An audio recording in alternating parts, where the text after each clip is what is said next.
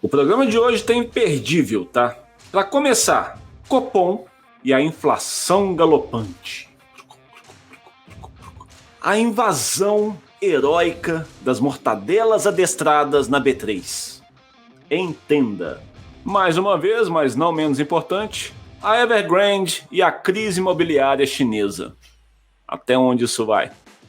Acabou a gasolina do truck americano em plena ladeira. O tapering vem ou não? Como um trader consegue evoluir? Nós descobrimos e falamos para você nesse programa. Lá vem. A regulação das criptomoedas chegando. E aí, isso é bom ou é ruim? E claro, por último e sem forma de ser menos importante, a nossa analogia da semana.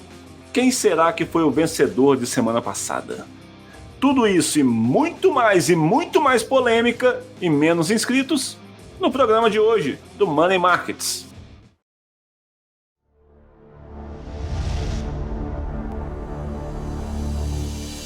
Seja bem-vindo a mais um Money Markets nessa segunda-feira. Sejam todos bem-vindos aí no chat. Já vou pedir o like. Se você não gostar, depois você pode tirar esse like aí. Vou ficar de olho no chat, eu, João, e mais uma vez os nossos convidados, amigos, Rodrigo Bedin, Felipe Mano. Muito boa noite, que vai estar passando a estreia. Obrigado, Bedin. Obrigado, Mano. Obrigado, João. Tá incomodado com alguma coisa aí, filho? O sol da meia-noite aqui tá batendo. Aqui também tá. A gente tem um problema de horário. Inclusive, eu tô na praia na segunda-feira. É bem agradável isso, né? Mas bem trader, né? Bem trader. E pra gente falar um pouquinho, vamos começar falando de Brasil. Notícias da semana aí que aconteceram, e não ficou bom agora a imagem que cortou o João, mas tudo bem. A gente então fala de Brasil e eu trago vou pedir pro Bedin primeiro fazer comentários. Duas coisas importantes na semana que passou, Bedin. Copom, né? Mais um pontinho aí. E vamos subindo, as projeções sendo reajustadas a cada semana, e depois a gente fala da questão da B3. O que você lê aí do cenário do Copom, Bedin? Olá a todos aqui, prazer estar sempre, né, conversando com vocês. Eu acho assim, não foi novidade, né, para quem estava querendo, né, ver a decisão e os comentários, veio em linha com o que se esperava. O que eu acho que é importante a gente analisar é o Banco Central brasileiro e, obviamente, a sua política monetária quando comparada com outros países emergentes e o desafio, né, de cada um desses países aí em aguentar o tranco desse processo de recuperação da economia global. A gente percebe, né, se fazer um comparativo, que o Banco Central brasileiro é aquele que teve que pisar no acelerador ou no freio, né, depende da perspectiva que a gente quiser né, considerar aí para essa situação de aumento de juros, pé no freio, né, da política monetária, de reajustar os juros para tentar conter a inflação, ou pé no acelerador, se a gente for falar, né, dos reajustes serem significativos em relação ao que outros bancos centrais estão fazendo pelo mundo. Já foram 425 pontos base até agora. A gente sabe que a expectativa é que a Selic chegue, né, próxima aos 2 dígitos até o final do ano. E é o dever de casa que o Banco Central está tendo que fazer para conter essa aceleração da inflação, que, né, de fatores temporários que se discutia até pouco tempo, muita coisa já se tornou perene, e elementos, né, que não são tão fáceis assim da gente superar. A gente vinha conversando nas últimas semanas sobre a questão energética e a dificuldade com a situação da seca né, esse componente da energia aliviar a pressão sobre os índices.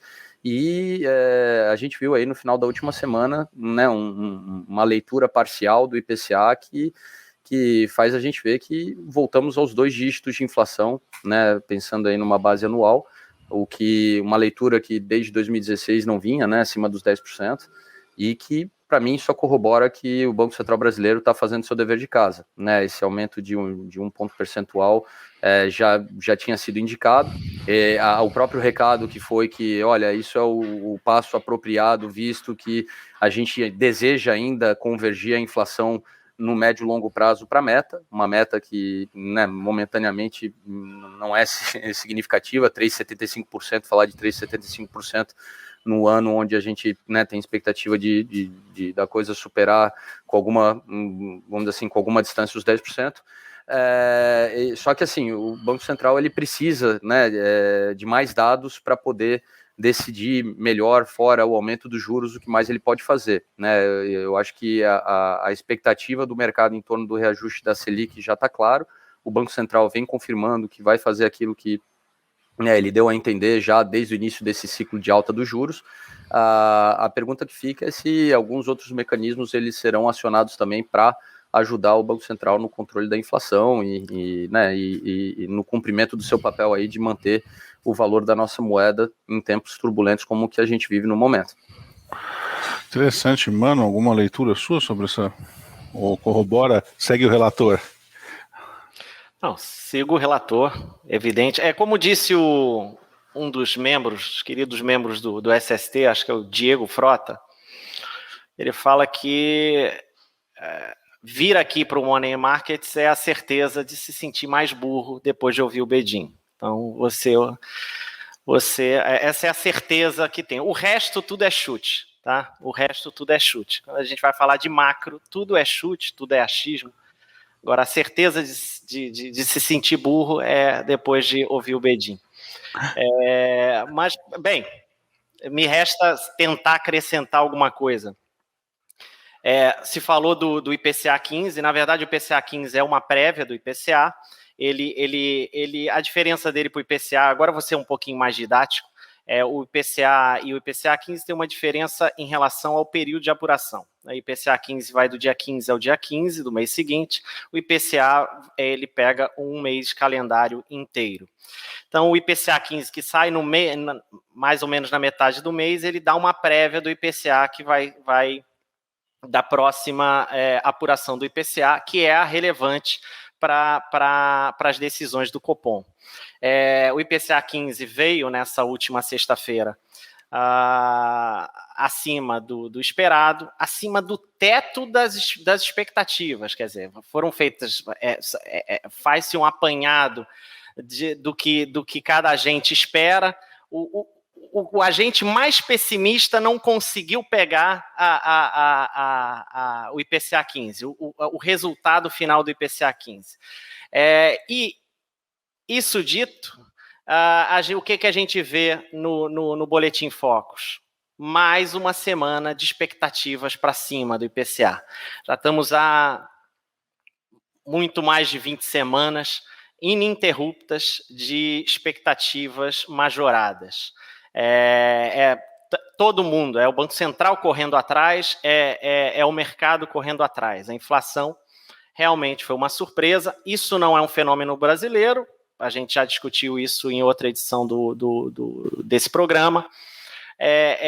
O fato é que, como o Bedin bem disse, no IPCA 15, a gente já conseguiu, nos últimos 12 meses, atingir os 2 dígitos de inflação. E isso faz alguma diferença se é 9,8, se é 10,05 nos últimos 12 meses? Não faz diferença na prática, mas o simbolismo é muito grande.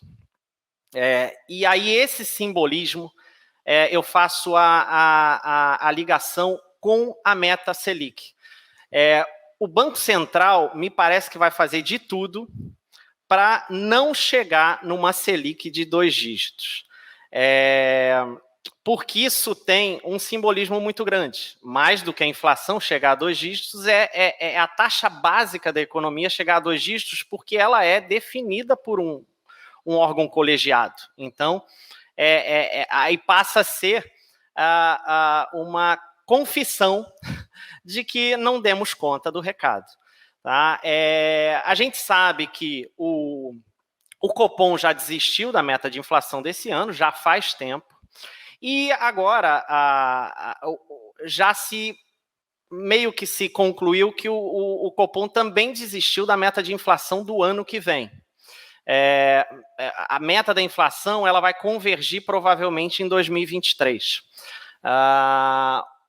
O Copom querendo que a taxa, que a Selic não chegue aos 2 dígitos, ele já sinalizou manter esse pace de 1 ponto em cada uma das 2 reuniões que ainda temos esse ano. Então, o desejo do Copom, tudo mais constante, seria termos a Selic a 8,25 esse ano, no final desse ano. Mas não significa que o ciclo de alta da Selic vai acabar esse ano. É possível que ele ainda vá por volta dos 9% no início do ano que vem. E outro desejo do Copom é terminar esse ciclo de alta no início do ano que vem, porque por mais que o Campos Neto não tenha preferência eleitoral, o Copom e o Banco Central, eles não querem interferir, eles não desejam ser atores nessa briga da eleição. E essa briga da eleição que já começou, imagina a temperatura que ela vai estar no início do ano que vem. Então, o Bacen, nenhum Banco Central gosta de se envolver em ano de eleição, ele torce para que a economia esteja mais estável possível. E a gente aqui no Brasil, infelizmente, por todos os fatores, não o Brasil e o mundo, mas por todos os fatores, me parece que 2022 vai ser um ano animado. Animado não só por conta da eleição, mas animado em relação a vários outros fatores. Vai ser um ano de definições, né? E é isso que a gente deve ver.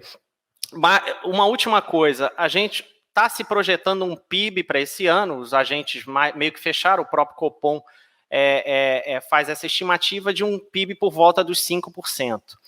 5% de alta do PIB é muito bom, assim, principalmente para o Brasil, que você vê pouco subir nesse patamar, ou mais do que isso, pelo menos nos últimos anos. No entanto, existe aí um truque estatístico muito peculiar. A gente tem um carregamento estatístico, que é o que o mercado chama de carry-over, que a gente já iniciou. Eu não vou aqui explicar, porque eu teria que explicar que o PIB de um ano para o outro é uma média dos PIBs trimestrais e comparar com um PIB constante ao longo do ano seguinte, mas e aí vale, quem está assistindo, dá uma pesquisada, porque o carregamento estatístico é um assunto que toda hora vem, principalmente aparece na boca dos economistas-chefe das instituições. É importante se entender o que é isso, para você saber que a gente já iniciou esse ano com um carregamento estatístico por volta de 3,9 de PIB positivo. Ou seja, 5 de PIB positivo esse ano significa algo residual, é um pouquinho a mais do que o carregamento que já veio do ano anterior. Tá? E o ano que vem, que está se falando de um PIB em torno de 1 e poucos por cento, 1,5%, 1,7%, ninguém vai saber, assim, eu não vou dizer para vocês que vai ser isso, provavelmente isso vai mudar muito, espero que mude para cima e não para baixo, mas já há um carregamento estatístico, já contratado para o ano que vem, evidentemente, porque a gente já tem resultados do PIB dos 2 primeiros trimestres desse ano. Então, se você pegar o carregamento estatístico que já está contratado para o ano que vem, o PIB de 1,5% é quase nada. Tá? Então, mais uma vez, eu não quero falar essa palavra, mas a gente corre um risco, se a gente vacilar muito, de ver qual palavra aparecer na boca de todo mundo. João, por favor. Stag. Bom, se depois que o Bedin fala, já é você pegar seu atestado de burro, porra, depois que o Bedinho, mano, fala, é sacanagem me colocar depois, velho. É tipo teve um Rock in Rio que o Slipknot abriu o show do Metallica. Velho, foi uma palhaçada que eles fizeram com Metallica, velho. Tipo assim, o Slipknot arrasou, velho, arrebentou, sabe? E o Metallica foi lá tocar as músicas desde sempre. Mas, enfim, depois que o Slipknot tocou aqui no Money Markets, não me resta mais nada, mas foi muito bom o Mano ter falado desse carregamento estatístico. Eu falei disso no início do ano, nos primeiros Money Markets nossos aí, nem chamava Money Markets, nesse ano, que era ao vivo, que eu falei do carregamento que estava trazendo. E, mano, se for um PIB de 1,5%, cara, a gente não vai ter PIB, na verdade. Sacou? Se for pegar o carregamento desse ano. Vai ser quase nada por trimestre. Matematicamente, vai ser quase nada por trimestre. Então, cara, é muito legal essa aula que foi dada aí. Não tem mais nada a acrescentar, cara. O que eu acrescento aqui é na questão dos investidores agora. Ficar ligado, né, em qualquer valuation que você vai fazer, tanto aqui quanto lá fora, a taxa de desconto está mudando. Né? Mesmo se você for investir só nos Estados Unidos, cara, o Fed já prometeu. Não é hora de falar, né? Não é hora de falar dos gringos, não, né? Então tá. Não, mas. Não, fica de olho, porque o Fed já prometeu. Então, cara, já antecipou aí, ó. Fica ligado na taxa de desconto, né? Que ela mudou. Tá? Então, no cálculo de qualquer valuation aí, cara, já não é mais a taxa de antigamente, tá bom? A gente vive um novo mundo agora, e é um novo mundo mesmo, não é só no Brasil. Né? Isso aí, não tem nada para acrescentar nessa parte, velho. Porra, vocês arrebentaram mesmo. Então vamos fazer o seguinte, João, vamos bater um pouquinho de bola aqui com o último assunto do Brasil, que é o que foi bastante falado não só no mercado financeiro, mas ecoou para fora na quinta-feira. Foi quarta ou foi quinta-feira? Quinta-feira, foi na quinta-feira. O MTST, Movimento Trabalhadores Sem Teto, invadiu a sede da B3, parecia até um pregão viva voz, e foram... Trabalhador do movimento, né? Foi mal, não consegui me segurar, desculpa, vai. Movimento trabalhador, só trabalha no movimento, é trabalhador do movimento, então, né? Trabalhador do trabalhador. Né? Eles ali, eles foram protestar várias pautas que eles levaram, tá? Várias coisas que eles foram protestar, fome, miséria e várias questões sociais. A minha leitura, antes de passar para vocês, já que se nem com o João sobrou alguma coisa, o João usou um pouquinho, um comentário do residual, do sei lá o que, eu não me sobrou nada para falar do que foi falado antes, então eu falo primeiro, porque senão não vai me sobrar nada de novo. Eles usaram um palanque, que é um palanque que é o símbolo do capitalismo. Então, para mim, eles agrediram a coisa errada. Eles vão agredir o capitalismo para ter mais integração social, serviços públicos, mais igualdade ou qualquer coisa que eles foram pedir, menos fome. Né? A minha leitura é que não é o capitalismo que tem que ser agredido. Eles fizeram isso para ter palanque, porque ia chamar a atenção de muita gente que geralmente não está vendo o movimento do MTST por aí, nem não se interessa, então chamou a atenção de pessoas que talvez eles... Foi bem pensado do lado deles. Eu vou nesse lugar que eu vou chamar a atenção, vou gerar comentário de todo mundo. Estava lá outro dia para captar dinheiro, o que custa voltar? Vamos, vai, continua.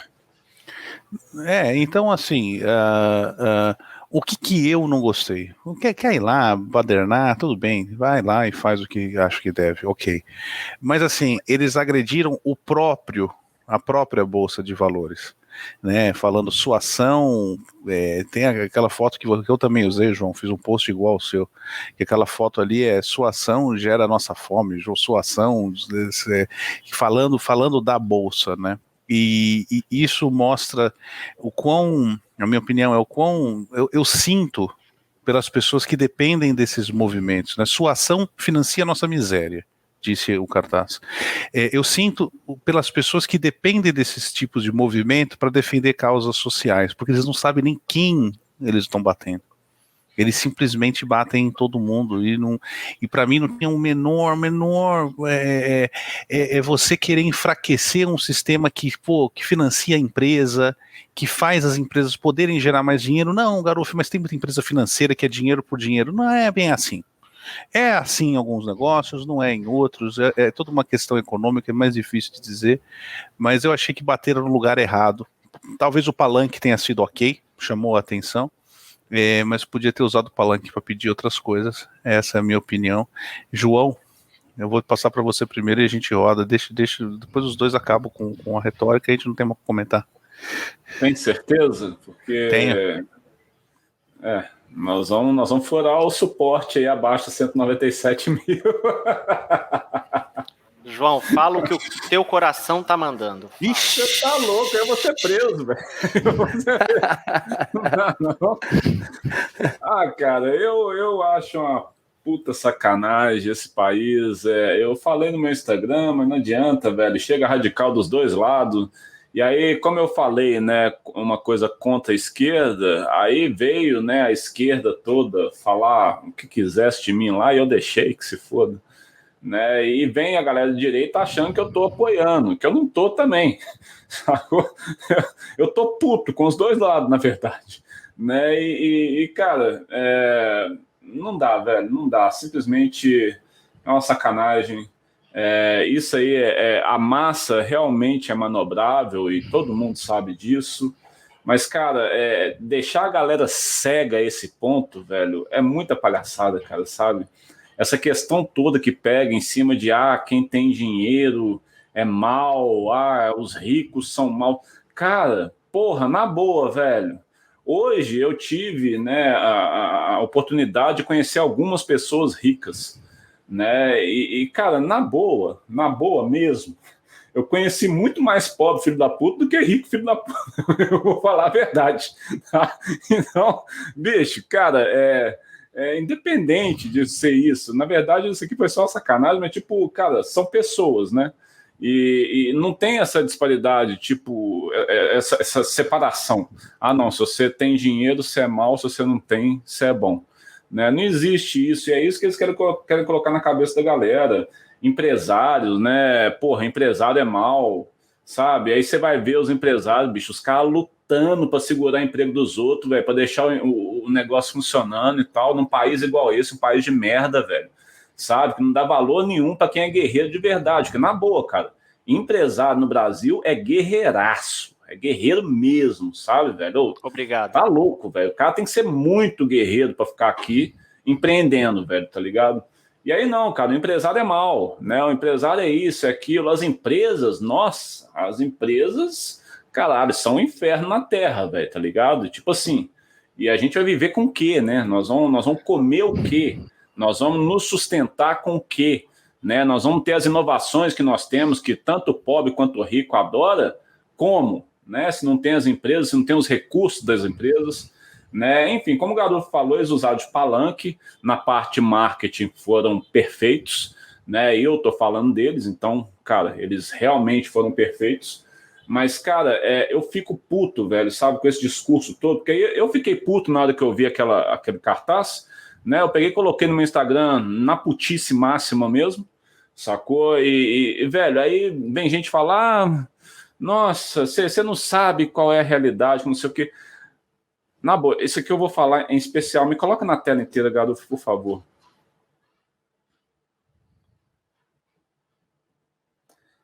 Bom, para a senhora que falou lá no meu Instagram, que eu não quis nem colocar comentário, né, que eu não sei da realidade. Para você falar com uma pessoa não sabe de uma realidade, você tem que saber a história toda daquela pessoa, tá? E não só eu, como várias pessoas. Tá? A gente vê a história de várias pessoas, inclusive pessoas anônimas que a gente conhece e tal, fica sabendo a história das pessoas. Que, bicho, a pessoa saiu de um lugar onde não tem esperança, onde todos dizem que não existe oportunidade, que, cara, você vai viver e morrer do mesmo jeito, e conseguiram muitas coisas. Conquistaram muitas coisas, não só para elas, quanto para a comunidade que elas vivem, ou quanto até mesmo para o mundo inteiro. Né? Tem gente que fez muito mais. Tá?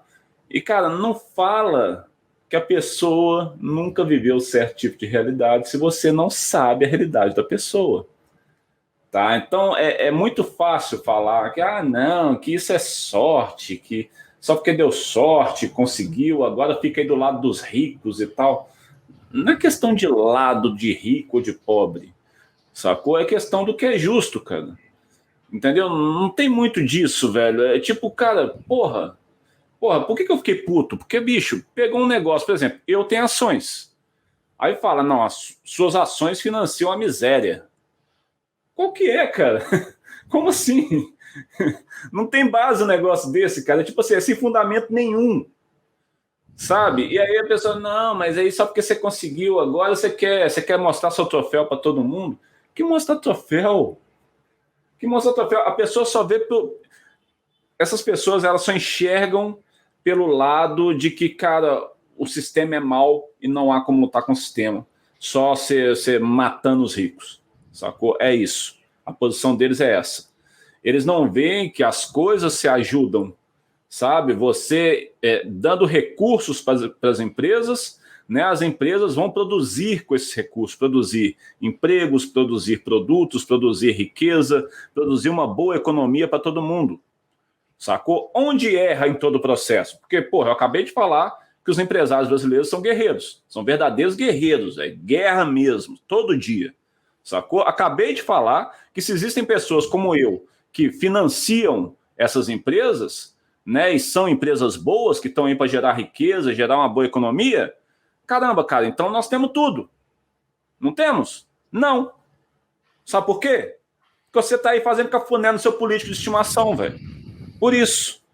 Sacou? Enquanto tiver isso, vai ser a parte que vai falhar e vai foder o resto todo. Entendeu? Então, bicho, tipo assim, é uma situação para ficar muito puto mesmo, e eu fiquei mesmo, sabe? Sim, a esquerda me dá nojo, beleza, vamos lá, 197, 196,99. A esquerda me dá nojo mesmo, tá? E, cara, eu não tô falando das pessoas que são manipuladas, sacou? Eu tô falando de quem pensa do lado da esquerda, sacou? Que faz de propósito esse tipo de coisa, entendeu? Faz sabendo, ele sabe qual é a verdade, qual é a realidade, e vai lá e faz mesmo assim, porque ele sabe que ele vai conseguir poder dessa forma, entendeu? Isso sim me dá nojo. Já a direita, beleza, vamos perder mais alguns agora, vamos cair para a resistência 195, tá? A direita, cara, só me dá dor de cabeça, velho. Sacou? Tem um país foda para poder fazer o negócio funcionar pela primeira vez e vai lá e faz o quê? Pá! Eu sou uma porta, eu que mando no parquinho, a bola é minha e deixa eu fazer do jeito que eu bem entendo. Sacou? Esse é o país de merda que a gente vive, velho. Sacou? A população toda, cara, polarizada, né? Família brigando com gente da família mesmo, por causa de político, que, bicho, não move um dedo para ajudar. Entendeu? E tá lá. Nós estamos todo mundo brigando, né? Chega lá um cara que nos stories, no direct do Instagram, fala: nossa, sou seu fã, não sei o que, tal, você já me ajudou demais e tal. Tudo. Eu falo alguma coisa da esquerda, eu falo alguma coisa de Bolsonaro, a pessoa vai lá, perdeu um seguidor. Porra, velho. Caralho, que foda, hein? Porra, velho. Sacou? Ontem eu não tava te ajudando? Agora, então, é só porque eu tenho opinião aqui contra a esquerda e contra a direita, então eu não ajudo mais. Então tá bom. Né? Nesse momento deve estar dando a discussão do caralho no chat, né? Mas foda-se, mandou eu falar com o coração, eu falei com o coração. E é exatamente isso. E você tá lá. E você tá lá no chat. Exato, eu tô lá. Eu não. Bem, o Garuf até falou daquilo que lhe deixa triste, e realmente é muita coisa. E aí, corroborando o que o João falou, há muita coisa que nos deixa triste hoje em dia. E realmente, assim, não dá para sorrir e dizer tudo vai acabar bem amanhã, tudo vai acabar bem um dia, tudo passa. Nisso eu acredito.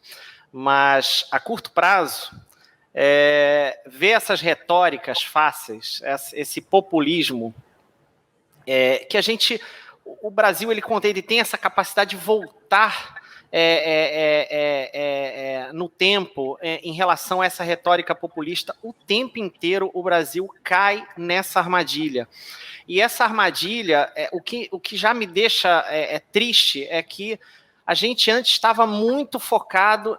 Essa armadilha, essa retórica populista, a gente passou 12 anos focado nessa retórica no espectro político da esquerda. A gente agora vê do outro lado também. A gente está sendo bombardeado com os dois extremos em relação a essa retórica. É uma retórica fácil.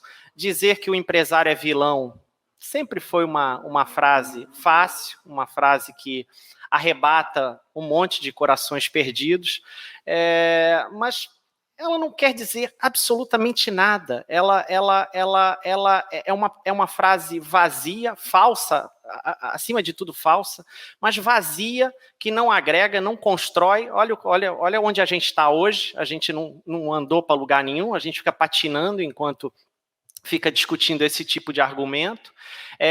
Isso me lembra muito quando eu ouço de qualquer pessoa, seja às vezes amigos, às vezes pessoas na televisão ou lendo um jornal, que a pessoa solta a seguinte frase: já vivemos uma guerra civil.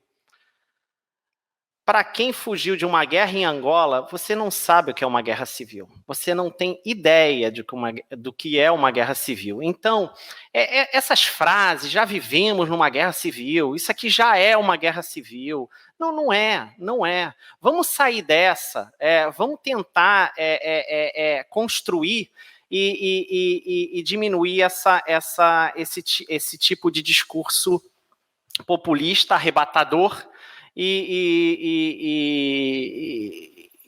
destruidor. É essa a minha opinião. Só para não dizer que não tem uma boa notícia, essa invasão da B3, ainda bem, foi no centro de São Paulo. Eu ficaria muito preocupado se eles tivessem ido para Santana de Parnaíba e invadindo o data center da B3. Isso ia me deixar preocupado, porque para um cara daquele puxar um fio que não deveria puxar, aí ia causar realmente muita confusão. É verdade. Algum comentário, Bedinho? Eu vou ter um breve aqui, porque também não sobrou nada para ser dito aqui. Bem feito. Não, eu acho assim, que todos vocês pontuaram muito bem. A gente está vivendo um momento muito conturbado a nível global e principalmente a nível Brasil. Tá? O discurso prevalece sobre as ações. Tá? A gente vê isso em vários espectros do dia a dia, né? Muito se fala e pouco se faz, e ideias superficiais prevalecem sobre ideias sólidas, né? Que tentam fazer as coisas mudar de fato, e é problemático isso, né? Eu sei que, como foi falado, a ação de marketing ela funcionou. Né, vocês veem que eles não estavam querendo atacar o sistema porque, como o Mano falou, eles teriam ido para Barueri, não Santana do Parnaíba, ali onde está o data center, se eles quisessem realmente atacar o inimigo, mas ali foi pura propaganda. E é triste porque até essa última fala da Guerra Civil, né, eu acho também um absurdo quando eu ouço esse tipo de coisa. Muita gente sentada no seu sofá querendo fazer revolução pelo telefone, pelo seu smartphone. Né? Agora, na hora que a gente fala, cara, não, vamos lá, levanta e faz alguma coisa para mudar isso, ninguém faz. Assim, pessoal, o problemático disso tudo é que se volta contra nós. A gente está num momento onde o Risco Brasil ele vai trazer a conta para a gente pagar. A gente acabou de falar de Copom, né? Ele não é só a inflação que está jogando.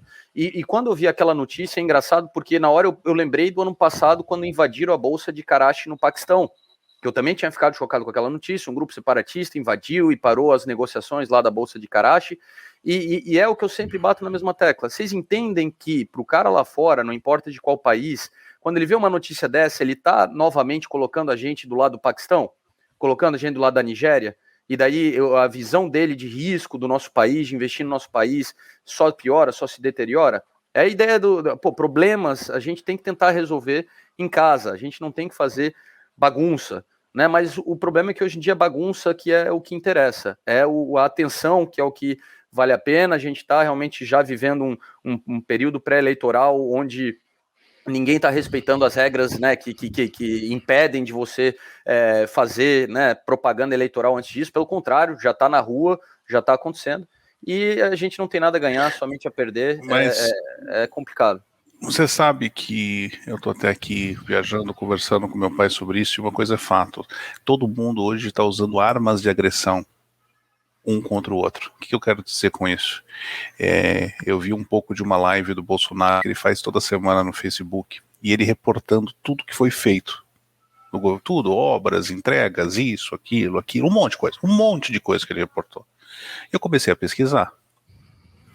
No R7, que é alinhado com ele, se colocar assim, Bolsonaro R7 no Google e foi notícias, você só vê notícias reportando as coisas que ele está fazendo, e tudo que ele fez na ONU e tal foi ok.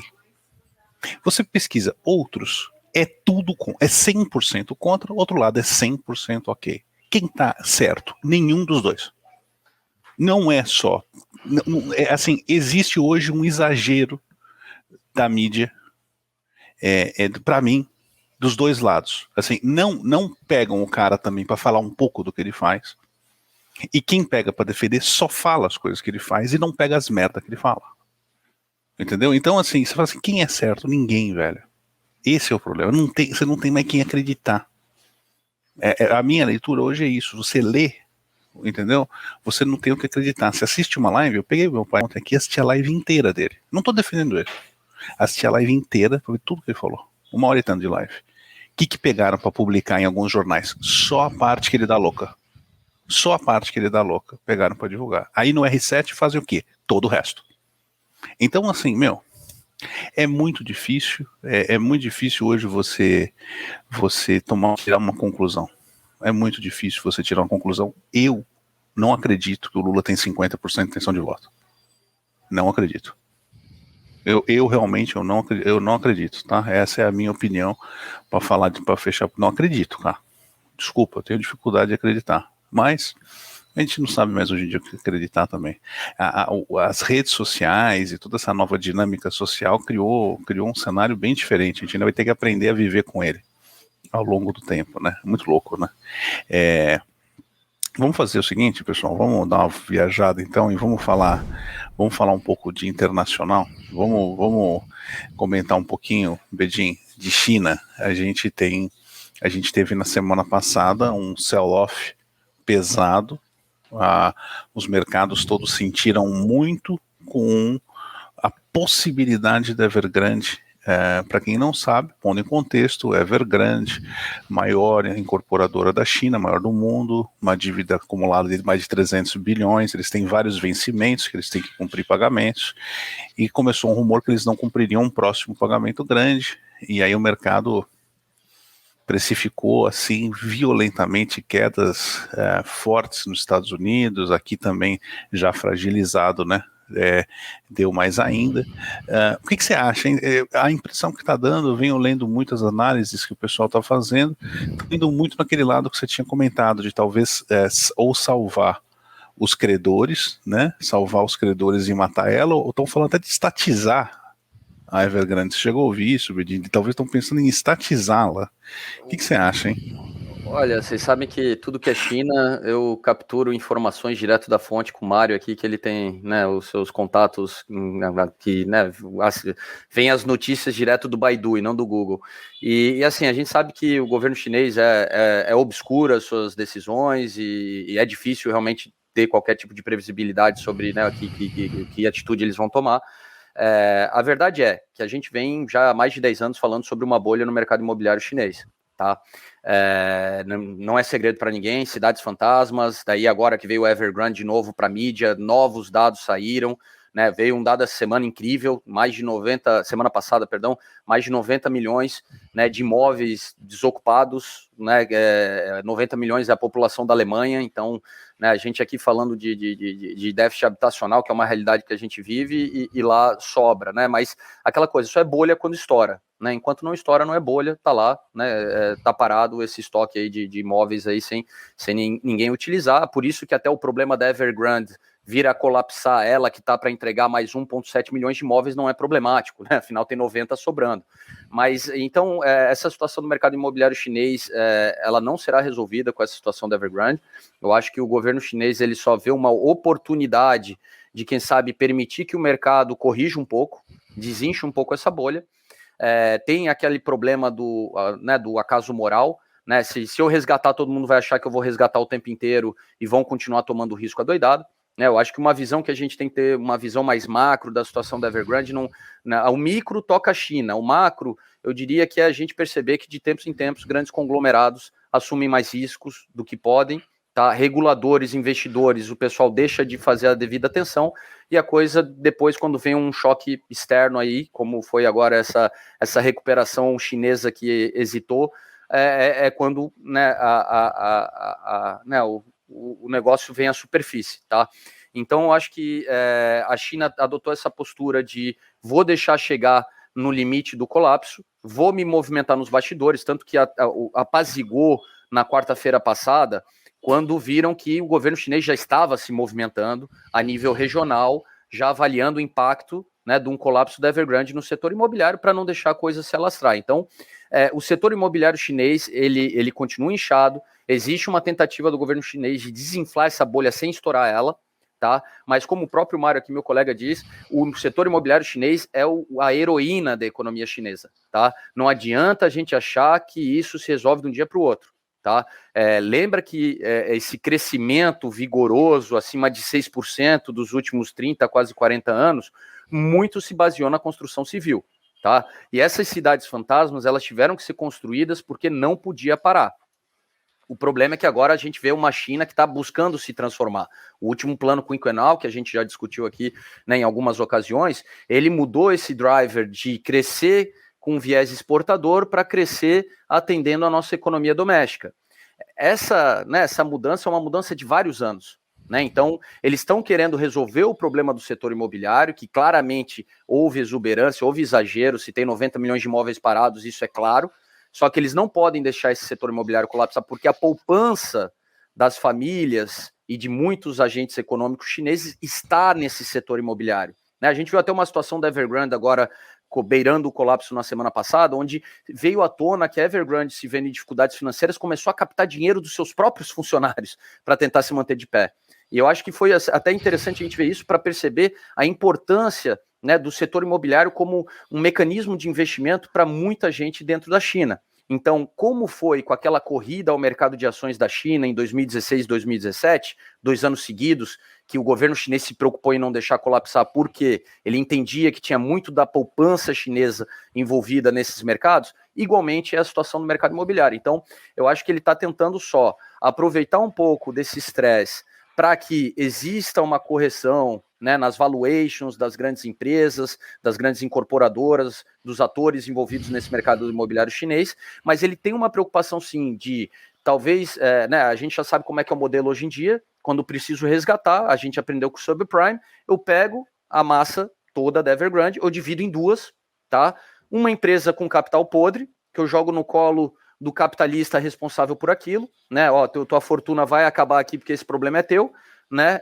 E eu também te separo o que são os ativos bons, onde tudo indica que seja uma, né, o próprio governo chinês deve assumir o controle ou deve chamar, né, aquilo que a gente sabe que na China é muito importante, né? Fazer amizade com o governo chinês. Então você às vezes, ou você se antecipa, olha, deixa eu te dar uma ajudinha aqui, me interessa esse ativo, né? Eu quero muito participar disso, eu vou te livrar desse problema, né? Pequim vai lembrar disso, né? Então, assim, eles devem separar o que é bom e que é importante evitar que, obviamente, muitos imóveis fiquem sem ser entregues por essa participação de vários agentes econômicos chineses do financiamento desses imóveis, e buscar daí, sim, internamente, o próprio governo chinês ou né, buscando agentes externos para resolver aquela situação. Uma preocupação que é clara da China cara, essa conta vai pagar quem é responsável por ela, tá? Se eu chegar agora e realmente eu botar essa conta para pagar nos institucionais globais, eu vou estar gerando um problema porque eles vão se fechar para as minhas empresas. E eu quero que as minhas empresas elas tenham acesso ao mercado de capital global, tá? Embora dos 300 bilhões, só 30 bilhões foram dívidas emitidas em dólar, tem muitos institucionais globais, como BlackRock, VanEck e vários desses que foram para a China, que estão posicionados pesados na Evergrande, tá? E ainda assim, a gente falou o quê? Semana passada ou 2 semanas atrás eu acho que foi o Dálio, não, foi o Soros criticando a BlackRock. Soros, porque tinha Soros versus BlackRock. Exato, né? Eles tinham recém capitalizado um novo fundo de investimentos na China, e foi interessante porque no meio dessa discussão da Evergrande veio a notícia de que a BlackRock estava aportando na Evergrande, tá? E como o Mário bem colocou aqui, está aportando na Evergrande porque agora é a hora de, como a gente diz lá na Inglaterra, cara, de ganhar brownie points com o Partido Comunista Chinês. Cara, tu me ajuda quando eu tô com um pepino para resolver? Cara, obrigado, vou te receber lá em Pequim quando tu precisar. Tá? Então, assim, tem várias situações que se desenrolam em torno da Evergrande. O que eu acho é que, primeiro, existe uma situação macro, tanto do mercado imobiliário chinês e dessa transformação da China, tá? Eles estão tentando transformar o seu parque industrial de exportador para um que sirva o mercado doméstico. O problema é que o consumo doméstico está hesitando, é uma coisa que vai precisar de alguns anos. Eles estão tentando investir em tecnologia e inovação para migrar um pouco essa matriz econômica, tá, dessa coisa do imobiliário para investimentos, quem sabe, no mercado de ações, com empresas sólidas que né, merecem né, obviamente, aí a atenção dos investidores. Só que tem também o quesito macro que eu vejo do risco da gente, que vai acontecer sempre, tá? Surgem novas regulações, novos métodos de avaliação de risco, mas a gente sabe que de tempos em tempos, né, as agências de rating deixam de fazer o seu trabalho, né, muitas vezes porque não convém mostrar a realidade para o mundo inteiro. Grandes capitalistas acabam... né, a gente viu o caso da Evergrande, eu acho que é um exemplo muito bom.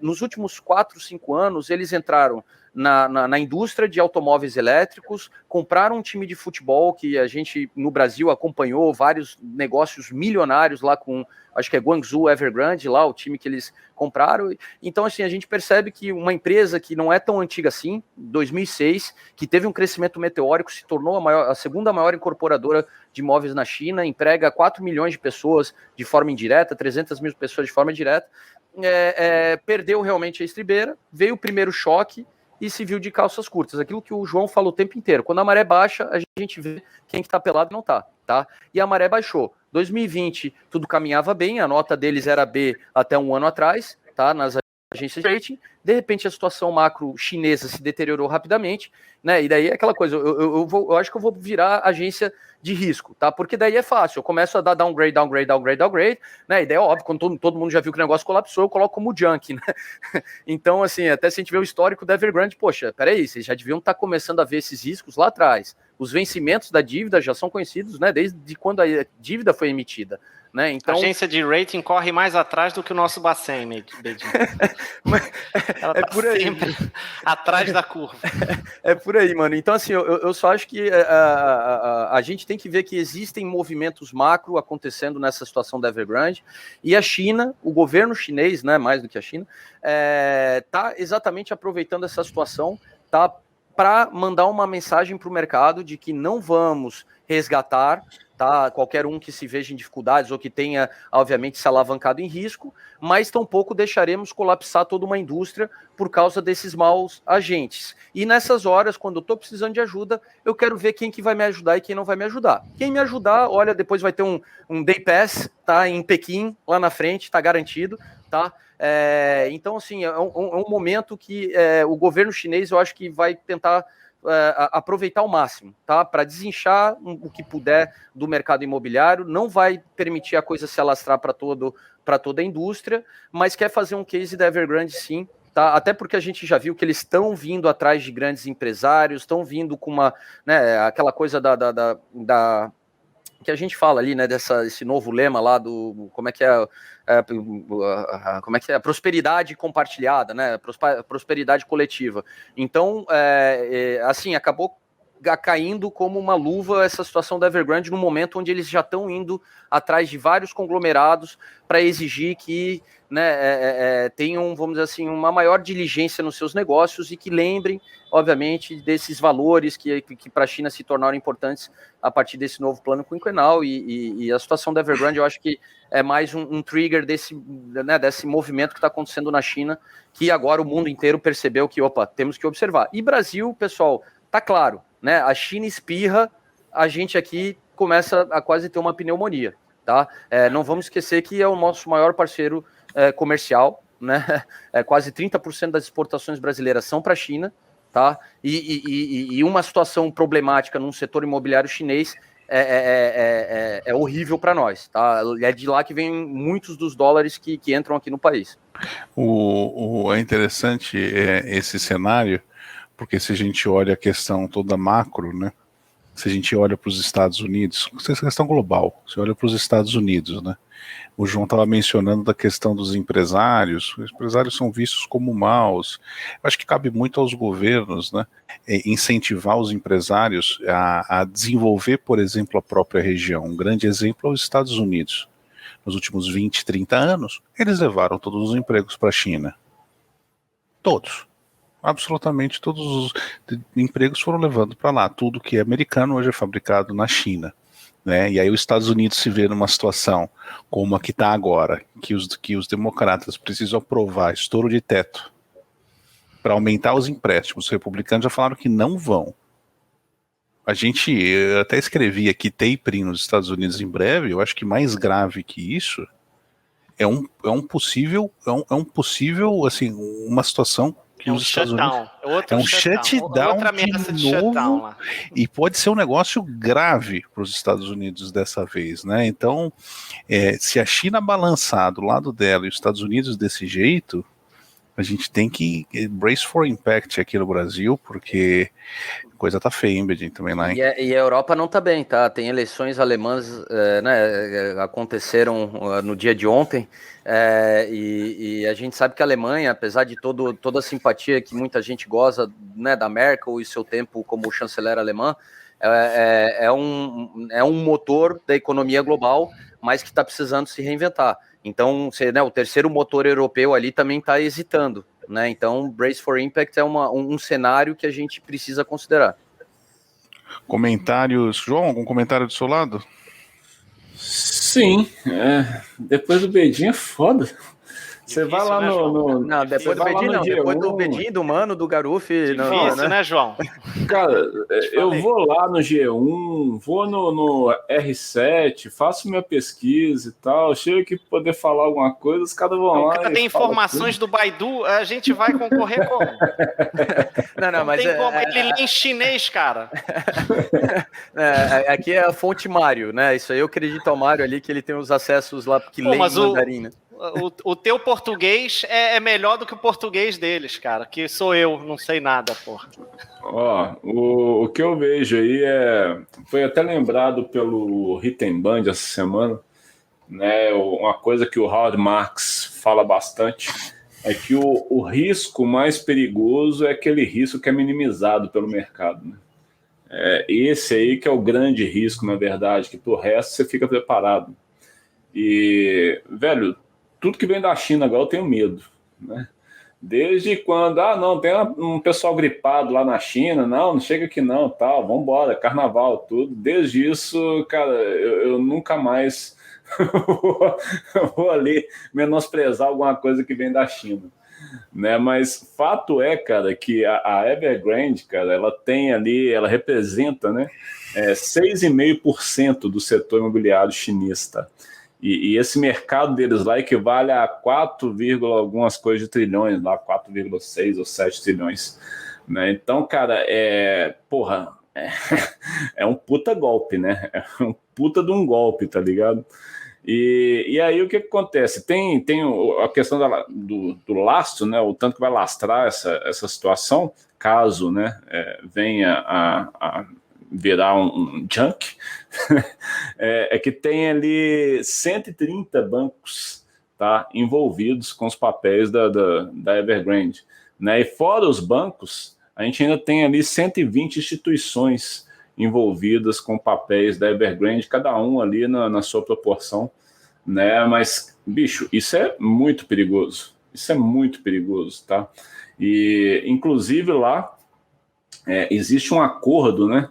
Um acordo lá entre o mercado chinês e tal e tudo mais, justamente com as agências de risco, né? Tipo assim, para ser resumido aqui e ilustrar bem, é tipo, ninguém solta a mão de ninguém, beleza? É tipo isso, né? Para quê? Para as agências de risco ir lá e, né, cara, dar boas notas, né? Porque, porra, se ninguém solta a mão de ninguém, né? Embora isso não seja um acordo oficial, né? Mas tudo bem, tá seguro, né? E aí a gente vê essas notas de agentes de risco, o Bedinho e o Mano falaram que agentes de risco estão correndo atrás, pior que o Banco Central. Não, as agências de risco não correm atrás. Elas ficam lá, paradas, né? Chega alguém, olha meu risco aí, tá, peraí, deixa eu ver aqui, tá, toma, esse aqui. Beleza? E aí vai, e o mundo tá acontecendo, eles estão lá, talvez jogando dama, alguma coisa assim, né? E de repente, olha lá, ó, tá vendo? Ó, tá quebrando. Ou é mesmo, vai. Ó, baixei aqui, tá? Baixei a nota, tá aí. E tudo. Depois já quebrou. Mas não é você que diz mas não é você que diz que quem fica parado anda para trás? Exatamente. Elas estão paradas, elas estão andando para trás. Exatamente. Então, cara, é uma situação que pode se desencadear muita coisa, e a gente já vem com o mundo inteiro com as economias fragilizadas, né? Eu peguei um mapa para ver hoje aqui, um mapa da inflação e da retomada econômica aí. cara, a analogia que a gente fez aí na semana retrasada aí de estagflação aí, tá na cara de todo mundo, velho, tá ligado? Então a gente pega a economia mundial totalmente fragilizada e vem uma questão dessa chinesa que, cara, é o maior comércio do planeta ali, né, entre nações, cara, fudeu legal, fudeu muito mesmo, tá? Então, essas informações que o Bedin trouxe aí são novas para mim, é uma nova forma de pensar, né? Que tem gente ali justamente ajudando para poder ter alguma coisa lá na frente. Então, nisso aí deixa até um pouco mais tranquilo, mas eu continuo pensando que o pior risco é realmente aquele risco que é minimizado. Então, eu não vou minimizar esse risco que, porra, dados os fatos, é muito grande, né? Porque pode vir sim e sobra muito para a gente, como o Bedin falou, nosso maior parceiro comercial, né? Mas sobra para o mundo inteiro, então sobra para os outros parceiros comerciais também. Então fudeu, velho, tá ligado? Então é uma situação complicada que a gente tem que ficar de olho, sim. Tá todo mundo falando já, então acho que tá todo mundo que está no mercado tá ciente do que está acontecendo, né? Bora lá que pode vir mais uma onda de ventos ruins aí nessa tempestade que o mercado está vivendo desde início de 2020. E, inclusive, tudo isso está acontecendo no mercado. Vou trazer aqui uma imagem, que é a imagem do nosso querido Chair, né? E a gente teve essa semana a reunião do FONC, né? Junto, super quarta, né? O pessoal chama de super quarta, né? Tipo, garoto, eu vou ter que contar um negócio para você então, disso aí. Você acredita, velho? Meu irmão começou a fazer trade. Né? Começou. Meu irmão começou a fazer day trade, tudo e tal. Ele é advogado e tal, tem as coisas dele para cuidar, mas aí ele tá lidando ali um pouco com day trade, né? E tava vindo bem. Ele operou o FONC. Mas eu sei muito bem como é que funciona essa história. Tava vindo bem. Quando foi aí na quarta-feira do FONC lá, ele pegou e foi operar de tarde. Ele já tinha feito a meta dele de manhã. Aí ele viu um movimento no índice, né? Olha só, cara. Ele viu um movimento no índice, né? Muito forte, tudo. Ele, vou entrar nisso aqui, cara, né? A conclusão da história é que ele perdeu tudo que ele fez no mês. Então, por quê? Porque não sabia que teria isso aí na quarta-feira à tarde, né? Então, porra, você está começando a ser trader agora, fica ligado nos indicadores que vão sair no dia, no que vai acontecer no dia ali, tá? No cenário macro, que pode ter alguma coisa que influencia ali no ativo que você opera, tá bom? É isso. É um ótimo recado. Então, se o Marcos está aí nos escutando, parabéns, Marcos. Você acabou de passar da primeira fase de 1.280 fases que você ainda vai ter que passar até virar um trader mais ou menos. Não desista. Não desista. Calma, esse é só o começo. Vai dar tudo certo se persistir e estudar sério. Aliás, um abraço para ele que tá estudando sério.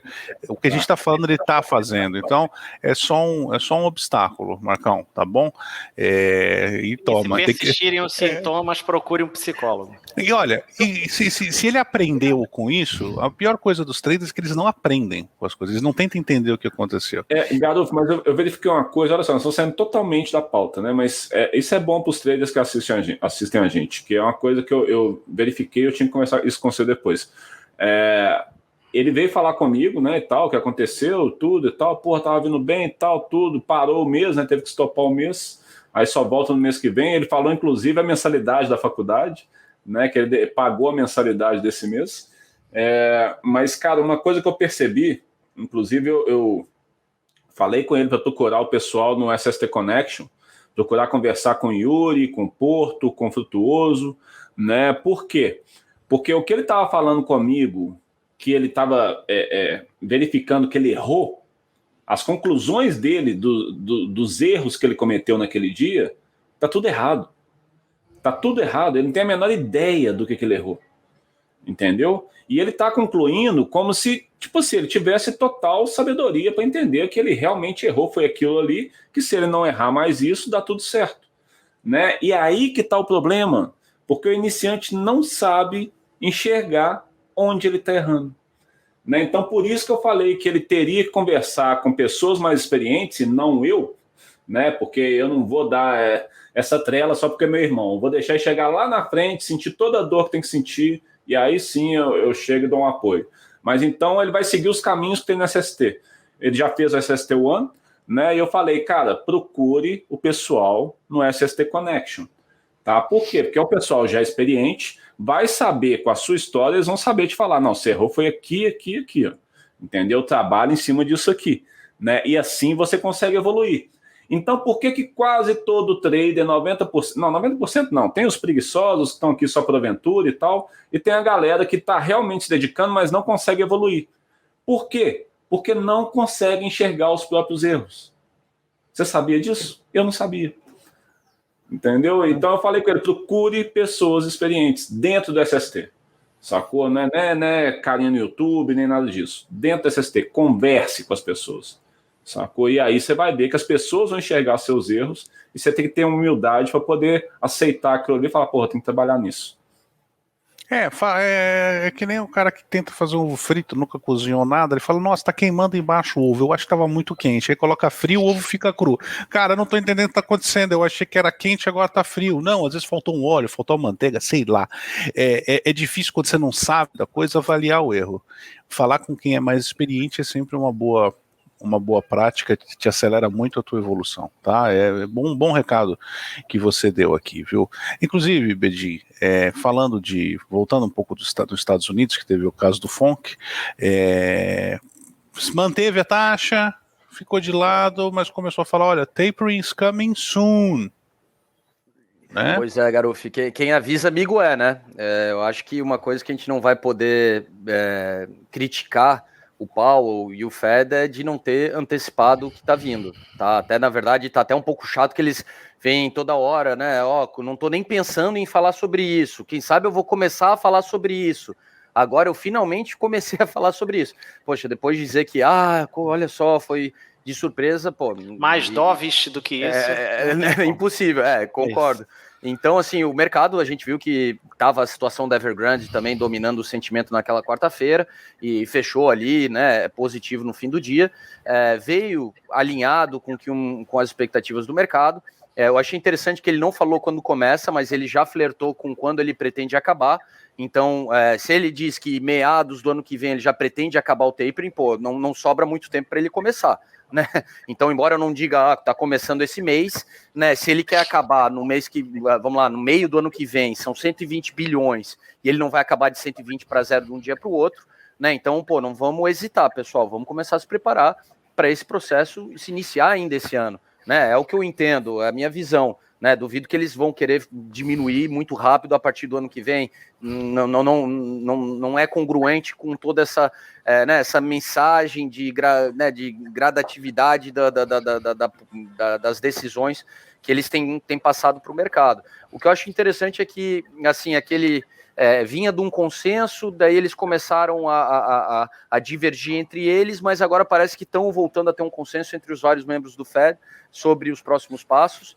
E eu achei interessante porque na semana passada a gente via muito a discussão de será que é hora de comprar o fundo? Será que é hora de comprar o fundo? E a gente sabe que o mercado tinha dado uma corrigida, né, nas últimas semanas, tanto no Brasil quanto lá fora.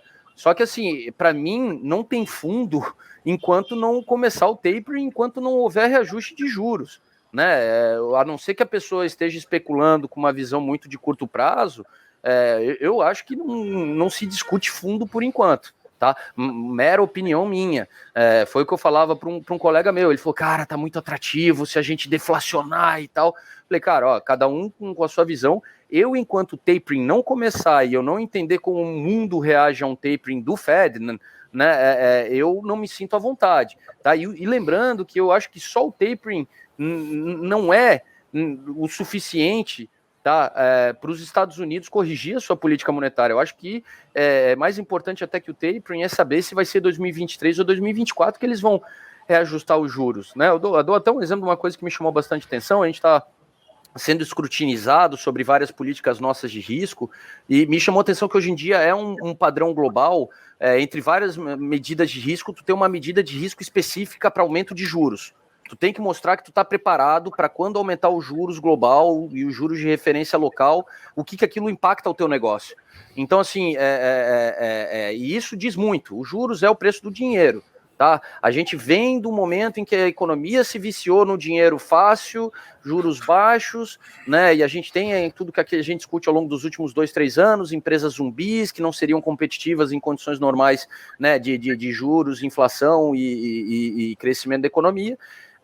Então, eu só acho que assim, o Fed ele está dando muitos alertas. Se depois alguém dizer que foi pego de surpresa, pelo amor de Deus, né?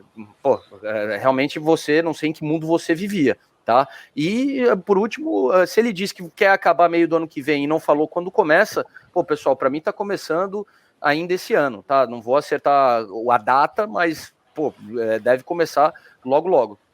Essa desaceleração, inclusive, que é o chamado tapering, veio de termo, acredito, em 2000 esse termo é tapering ou reflation, que veio em 2008, que foi criado? É um dos dois termos. O reflation eu vi ganhar narrativa bastante agora pós-pandemia. O tapering vem, na verdade, da época do Bernanke, né? Que o QE era uma novidade, né? Foi pela primeira vez, o Fed entrou com recompra de títulos. Sim. Então, 2013, eu acho que começou a ideia até tem o taper tantrum, que eles chamam. Foi aquela primeira tentativa do Bernanke de normalizar as coisas. Mas motivado pelo QE de 2007, isso mesmo. 2008. Inclusive, eu vou pedir, João, para a audiência, antes de a gente falar do último tópico. Tá. Pois não, por favor. Aqui, meus informantes, eu não tenho o Baidu, mas eu tenho o New York Do. E eles me mandaram as informações que, cara, a gente custa conseguir sair na frente do Bedin aqui, cara. Que o Fed já revisou isso aí, que eles passaram ali, né, para quando eles vão aumentar os juros ali, passar de 2023 agora para meados de 2022, tá? E na questão do tapering, novembro começa. Olha, juros de 2022, lascou-se. Impressionante. Caramba, hein? O Biden vai ter o que se chacoalhar, hein? Eu espero que o vovô aguente um barco que não é um navio em cruzeiro, não. Me dão licença que eu vou ter que sair para fazer um trade aqui com esse insight. Dá licença aqui. Caramba, hein? Vai ter o que dizer, hein, Bedin? E o pior é que é aquilo que a gente vinha falando ao longo de mais de um ano de lives, né? Eles usaram todas as armas para matar essa guerra e agora tá ficando sem bala, velho. Agora salve-se quem puder, porque acabou a bala. Acabou o armamento, velho. Não tem mais o que fazer. Ai, que horror, que aflição. E se a gente já fica tenso pelo que deve acontecer com os países, né, desenvolvidos, imagina os coitados dos emergentes, né? Vai balançar, hein? Vai balançar. R$1 já vale 100 mil pesos argentinos e 1 bilhão de guaranis. Uhum. E vale quase $1.000, né? A gente compra tipo $1.000, não, 1 centavo de dólar. Imagina o que vai acontecer com a gente. Como o João bem disse a última vez, é difícil a gente prever a câmbio, né? Câmbio é um negócio difícil de prever, mas salve-se quem puder aí nessa história aí. É difícil você prever o ponto exato e o momento exato. Isso, mas uma coisa é certa. Para onde vai é certo. Eu vou até sugerir para inclusive essa semana, gente, toda semana a gente está fazendo uma analogia, pedindo para vocês, da audiência, trazerem uma analogia a algo que é um termo, seja da economia, uma coisa que às vezes é mais difícil de entender. Você explicaria para sua mãe, para sua avó, para um amigo que não entende nada de finanças e economia, o que é algo? E o termo dessa semana é tapering. Então, lição de casa para vocês que estão focados em entender mais de mercado, mais de economia, mais das coisas para ser um bom investidor e um bom trader, pesquisa o que é o tapering. O que quer dizer ele? E faz uma analogia legal, como se fosse explicar para sua avó o que é tapering. A melhor... Não, pode falar o que é a melhor. A que tiver mais likes no comentário. A que tiver mais likes no comentário vai ganhar vai ter acesso a um mês no United. E caso o membro já for o United anual, vai ganhar um Day Pass para passar um dia com a gente no SST. Caso você não seja anual, você pode adquirir o United anual e aí já ganha o direito a um Day Pass no SST. A direção tá ainda meio maluca, João. Eu tô vendo que o gerente pirou. Eu vou me esforçar, porque até agora eu não fui na SST Tower e pois é. Tô doido para ir. Então, deixa eu falar um negócio. Tem que ser meu. Vale muito a pena, fazer pessoal. O seguinte, as pessoas colocam os comentários aqui embaixo, né, das analogias. Quem é do United, colocam um comentário aqui embaixo sobre o United também. E o principal ali, a cereja do bolo, né, é que você sendo membro do SST United, você tem um relatório semanal, o nosso report, SST Report, que tem conteúdo desses caras aqui todos esses caras bons pra caramba aqui, sacou? Eles escrevem pro SST Report, e eu também escrevo. E então, cara, porra, bicho, coloque a analogia, porque vale muito a pena. Tá? Todos os caras bons. Todos esses caras bons aqui. E você? Cara, vale a pena, vale muito a pena. Dá uma olhadinha, a gente podia soltar um SST Report pra galera, tipo pra geral, só pra eles terem ideia do que é, sabe? Tipo assim, velho, é muito foda. Fica só nas internas, né? Mas tipo, podia liberar pra geral, velho. Tipo assim, caramba, eu tô vendo essas porcarias de relatório que tem esses caras, velho. Puta merda. Vamos escolher uma edição e entregar uma edição pra galera ver. Uma edição. Não, mais novinha não. Mais novinha pra galera que tá junto.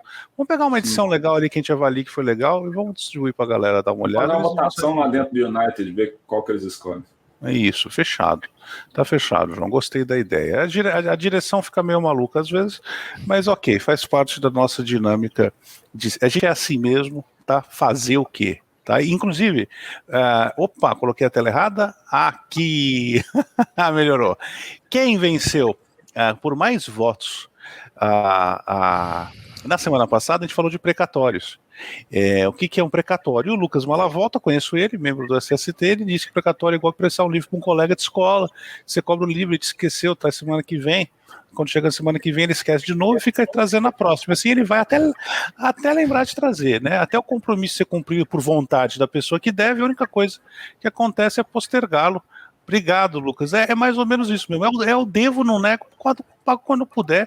Eles assumem a dívida, tá claro, né? Mas não pagam, né? Esse é o precatório. Parabéns, Lucas. Aí. Faltou ali a professora saber, né? A professora ali atestar que sim, existe a dívida e que sim, o rapaz tem que trazer de volta o livro, né?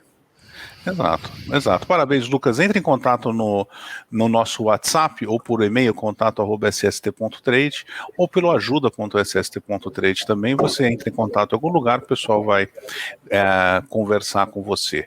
Um último, para não deixar sem comentar, e eu vou trazer mais esse assunto na próxima edição, o SEC, que é a CVM americana, ela está querendo falar de regular. Eles sugeriram supervisionar antes que seja tarde as criptomoedas. E o meu comentário nisso, inclusive, João, na semana passada, cara, o cérebro é bem rápido, porque apesar da semana passada ser essa semana ainda, na nossa vida real, enquanto a gente está aqui gravando, falei semana passada rapidamente, viu, mano? Vai percebendo esse detalhe.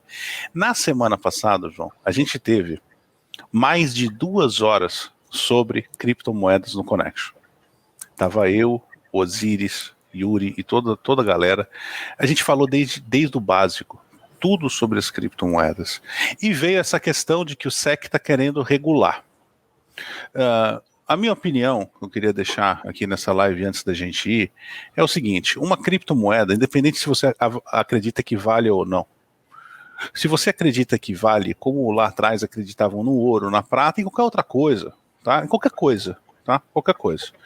A criptomoeda, ela é algo que as pessoas atribuem valor, e o jeito que ela foi construída para ser igual ao ouro, por exemplo. Você perdeu sua moedinha de ouro, caiu o teu bolso no chão no ralo, já era. Não tem quem você vai pedir.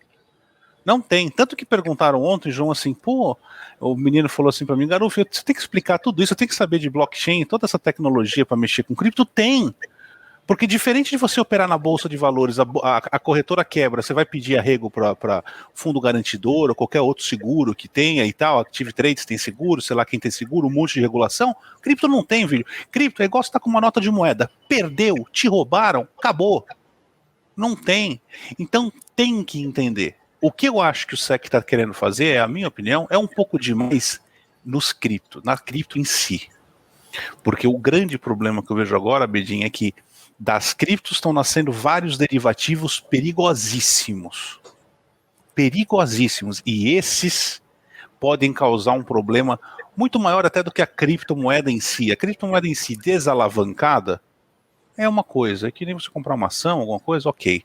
Agora, todos esses negócios de gamificação e NFT e empréstimo com juro e tá se criando já se fala que tá já em 20 vezes a alavancagem média em volta do cenário das criptos, e a gente sabe aonde vai a hiperalavancagem, né, Bedin? Então, Osiris, desculpe, Osiris ele não gosta de regulação e tal, rararara. Eu acho que assim, tem que ter limite, porque traz um pouco de segurança para o investidor, saber que tem alguém pelo menos de olho no jogo para ver se o jogo não está muito doido, né? Então, essa é a minha opinião.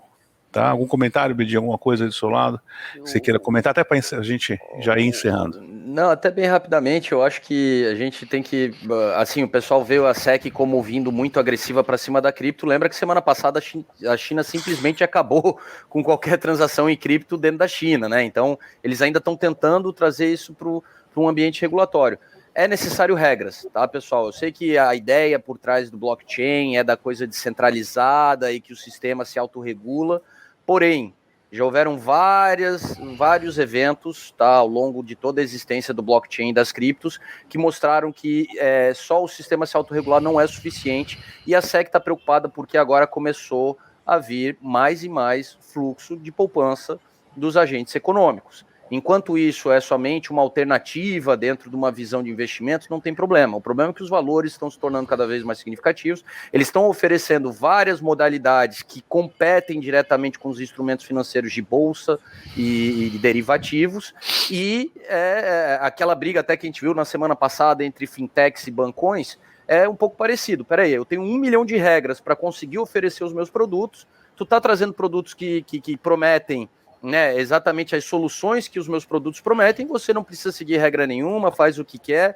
o que não quer, e não avisa nada sobre como é feito aí isso do seu lado. Então, aquela coisa, em algum momento precisa ter regras claras e precisa ter uma pessoa de fora estabelecendo regras para que exista algum tipo de proteção, algum tipo de vamos dizer assim, de arcabouço, de legal, né, que possa proteger, obviamente, esse público de varejo, esse público não sofisticado, que não entende o blockchain, mas que quer se relacionar com as criptos. Então eu não vejo como negativo, eu vejo como positivo, porque o blockchain veio para ficar, as criptos vieram para ficar, só que a gente precisa só ter certeza que existe segurança em trabalhar, né, nesse universo. Não dá para a gente deixar sem regras. Muitas pessoas vão para lá sem saber o que estão fazendo, e a gente pode ver muitos desses eventos ruins que aconteceram com a cripto, mas que acontecem no mercado financeiro também, se repetir, e isso trazer prejuízo para a poupança aí de agentes econômicos ao redor do mundo.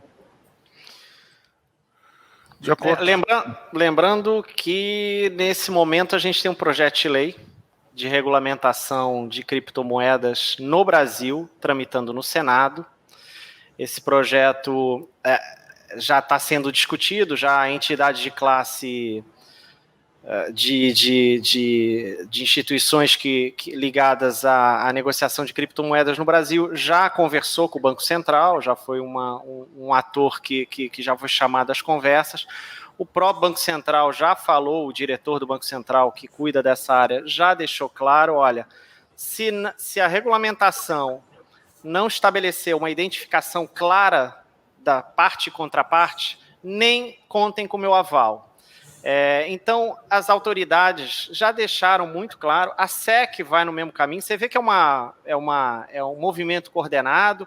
Essa sexta, a China proibiu uma negociação, tornou ilícito negociar, mexeu inclusive com a cotação de criptomoedas nessa sexta. Então, assim, eu concordo com o Rei Dalio, que falou o seguinte, olha, a gente tem que esperar que os governos tentarão sabotar as criptomoedas. Eles podem não fazer isso de maneira explícita, de maneira gritante, mas os governos têm um projeto deles. Os bancos centrais, vocês sabem que tem as CBDCs, Central Bank Digital Currency. O yuan digital já está sendo discutido na China. O Campos Neto já falou sobre o desejo de ter um real também digital. Você tem esses projetos em outros países e as criptomoedas acabam de alguma maneira concorrendo ou deixando algum desconforto nos bancos centrais em relação a esses projetos que estão em pauta. Além disso, os bancos centrais, obviamente, eles são refratários a qualquer ideia de algo que seja não revelado, não know your client, né? Se você não tiver regras claras de compliance, regras claras de prevenção à lavagem de dinheiro, não adianta. Nenhum governo vai, a não ser que ele queira ser um pária no mundo, nenhum governo vai aceitar isso. Então, eu não vejo como, da mesma maneira que eu não vejo como as criptomoedas vingarem, elas de fato são uma realidade já, elas não vão desaparecer, embora a gente tenha dúvidas de quais vão sobreviver, né? Isso vai haver uma seleção natural, possivelmente, mas a regulamentação, como disse o Bedin, como disse o Garuf, ela é inquestionável, ela é inevitável. Então, assim, eu ainda por cima sou um profissional de compliance, eu fico um pouco nervoso com essa história, porque essa coisa essa coisa libertária, ela não vai para lugar nenhum,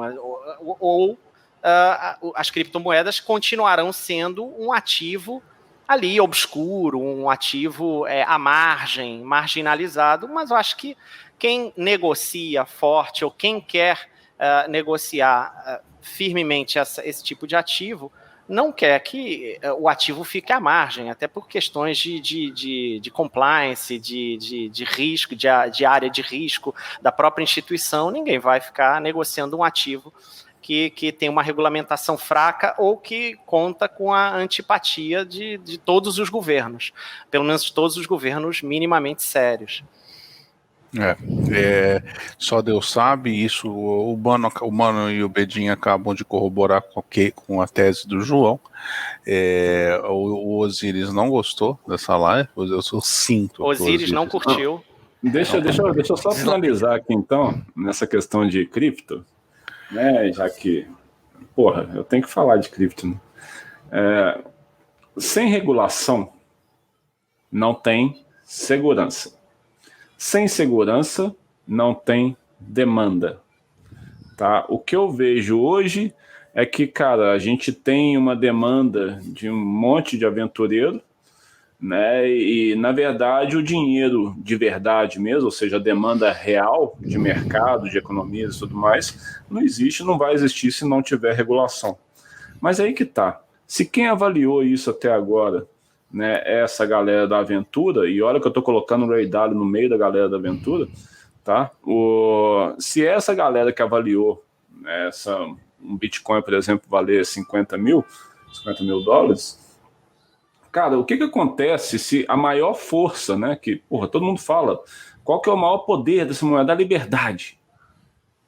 A segurança e a regulação tira um pouco dessa liberdade. Né? Para onde vai esse valor? Sabe, esse valor percebido em cima da liberdade? Né? Para onde vai esse valor? Será que continua valendo 50 mil? Será que vai para 10 mil? Ou será que vai para 100 mil, já que o dinheiro grande aí sim vai olhar? Né? O dinheiro grande que eu falo é a demanda mesmo, né, dos grandes players, vai olhar de fato para isso como um instrumento devidamente regulado. Né? Então, cara, eu sinceramente, bicho, eu tento, cara, eu faço força, sério. Eu faço força para enxergar esse valor nisso. Mas, cara, ou eu vou ser aquele velhinho antipático que nunca gostou de criptomoeda, ou Taleb. então você quer velhinho... Ou você é um Taleb. Isso, porque eu posso ser aquele velhinho que, tipo assim, chegou e falou, o João tinha falado isso, velho, você se fudeu aí, mas o João tinha falado isso. Mas, tipo assim, o meu não tá na reta por isso, entendeu? A não ser no custo-oportunidade, porque é uma coisa que eu não compro de jeito nenhum no valor que tá. Mas só pra no gente... No preço que tá. Tá, mas eu vou te fazer a seguinte pergunta. Você compra o Ibovespa hoje no preço que tá? Não. Mas você trada índice futuro? Sim. Então, gente, só para ficar claro para quem está escutando, uma coisa é você especular no curto prazo, volatilidade das criptos é maravilhoso. Enquanto tiver liquidez e outra ponta no book, eu acho maravilhoso especular. Sim, inclusive eu tô assistindo aquele programa seus aí de quinta e sábado e tô achando muito interessante, muito mesmo. Então, para tradar é outra coisa. Tô falando de investir aqui no Money Markets. Para tradar é outra coisa completamente diferente. Exato, é o que eu já falei, inclusive na quinta passada. Eu não invisto em Bitcoin, mas trado à vontade, é maravilhoso, entendeu? Então, separem as coisas, tá bom? Eu sei que hoje em dia as pessoas têm dificuldade de separar, mas é importante dar esse disclaimer no fim da live aqui, tá bom? O Osiris ainda continua gostando de você, João, ele ainda vai te convencer o dia, nem que seja em 2060, ele ainda vai te convencer você com 80 anos de idade, ele tá vendo aí, João? Ou então ele vai chegar pra mim e falar, pô, João, devia ter te escutado, velho. Um dos dois vai acontecer, um dos dois com certeza vai acontecer. Queria agradecer, Pedim, grande abraço, obrigado por mais um Money Markets comigo, mano, tá bem, muito obrigado e uma boa semana, última semana, aliás, João, deixa eu te deixar um abraço. Eu queria te deixar um abraço e pedir para você convidar os membros do United e assinantes do Plus para o nosso evento de fim de mês, por favor. Obrigado, João. Pois obrigado quem teve aí. Eu sei que a gente deve ter perdido alguns inscritos aí com essa live, mas tudo bem, né? Quem não aceita opinião tem que estar vendo vídeo no YouTube que só tem opinião, né? Mas, cara, você que é membro United, SST Plus, BMAX, todo mundo, a gente faz o nosso fechamento mensal, tá? No último pregão do mês, que vai rolar essa semana, tá? Então você está convidado para participar, cara, de 8 horas da manhã até 2 da tarde, né, Adolfo? Um negócio assim, né? É tempo pra caramba. E, claro, você que ainda tá ali, não vamos escrever nada, não quer estar junto de ninguém, não, tal, deixa eu fazer meus investimentos, tradar sozinho aqui, de boa e tudo. Você também pode participar de certa forma, até dado momento, né, que a gente vai abrir uma live aqui no YouTube, tá, para começar os trabalhos ali e tal, e depois a gente faz o fechamento só com a galera mesmo de dentro do SST. Então você pode aproveitar também aqui no YouTube, tá? E o mês passado foi bem legal, e a gente aprendeu bastante como fazer aquilo ali. Eu acho que esse mês vai ser melhor ainda, tá? Então espero vocês lá no dia... Se eu tivesse na cabeça aqui agora eu falaria, mas eu não tenho. O último pregão do mês. O último pregão do mês é sempre no último pregão.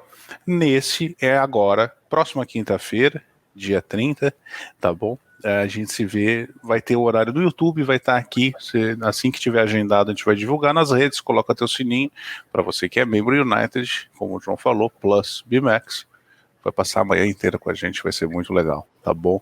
Então, agradeço mais uma vez, boa semana, o mês está acabando, vai tranquilo, vai devagar, não se corrige nenhum mês ruim em 2, 3 dias, então vai devagar, tranquilo, fazendo o que tem que ser feito. Obrigado, gente, até a próxima. Valeu.